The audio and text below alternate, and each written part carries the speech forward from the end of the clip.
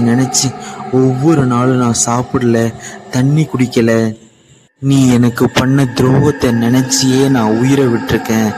என் ஆன்மா இன்னும் போகலை.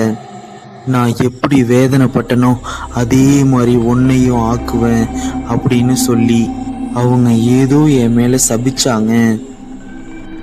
அன்னையிலேருந்து நானும் இங்கேருந்து வெளியில் போகலாம் அப்படின்னு பார்க்குறேன்.